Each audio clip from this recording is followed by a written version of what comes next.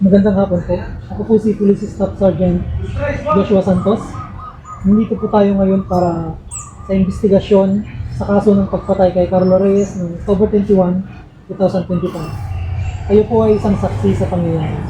Bago po tayo magsimula, ayos ko pang ipaalala na dapat po ang lahat ng sasabihin nyo ay totoo. Naiintindihan niyo pa po ba ito? Maaari ko po bang malaman ng inyong buong pangalan, edad at tirahan ninyo? I'm Abin Millones. I'm 25 years old po. Ano po ang relasyon nyo sa biktima na si Carlo Reyes? Sir, magkakatrabaho po. Nasaan po kayo noong gabi noong October 21? Nasa tindahan po kami, sir. Nag-iinom. Malapit po sa warehouse. May napansin po ba kayong hindi normal sa kanilang dalawa? So, sir, nag-away po sila dahil po napagalitan si Sanita dahil po kay Carlo. Ano po ang nangyari pagtapos ng away nila? Po, umalis na po si Carlo, sir. Tapos sinundan po ni Sanita. May narinig o nakita pa po ba kayo pagkatapos? Opo, sir. Sumisigaw po sa bandang ilog. Tapos may tumatabong lalaki, si Sanita po yan. Sigurado po ba kayo na si Sanita ang nakita niyo? Opo, sir, kilala ko po si Sanita. May hawak po ba siyang kahit anong bagay? May hawak po siyang kutsilyo, sir. Maraming salamat po Mr. Abing Billones. Malaking tulong po ang inyong sinabi. Kukunin po namin ang inyong contact number para kung may kailangan pa po sa korte, tatawagan po namin kayo. Tutulong po ako, sir.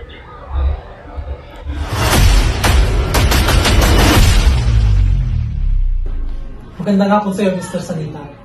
Ako nga pala si Police Corporal Jimboy Padua at iimbestigahan kita tungkol sa pagkamatay ni Carlo Reyes noong October 21, 2025 sa Barangay San Vicente, dito sa Binalonan, Pangasinan.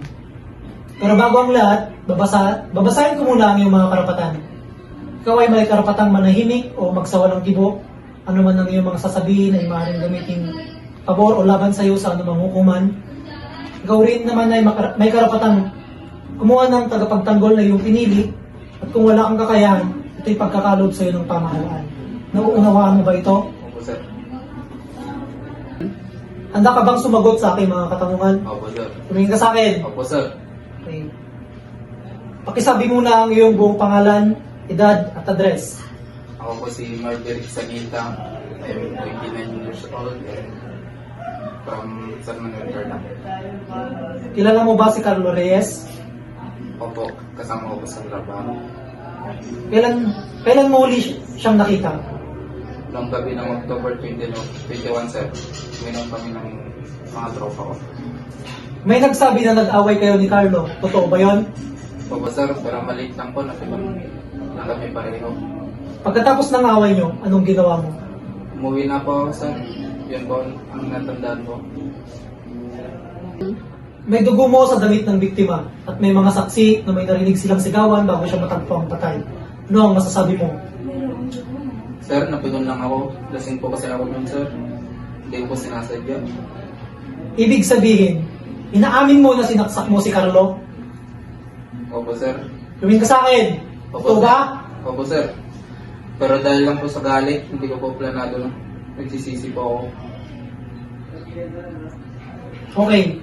May CCTV kami na nakita kang sumunod sa kanya papuntang ilog bandang 10:47 PM. Bakit mo siya sinundan? Gusto ko lang po sana ayusin yung awin namin, sir. May nakuha kaming kutsilyo sa crime scene. Ikaw ang may fingerprint doon. Ano ang paliwanag mo dito? Gamit ko lang po yun sa trabaho, sir. Pero hindi ko pa siya sinagsak. Nawawala po yun bago nangyari yung crime. Itatala namin na inamin mong ikaw ang nakasaksak kay Carlo Reyes. Ang interogasyong ito ay tapos na. Ikaw ay aming dadalhin para sa tamang proseso at pagsampa ng kaso. Salamat sa iyong koordinasyon.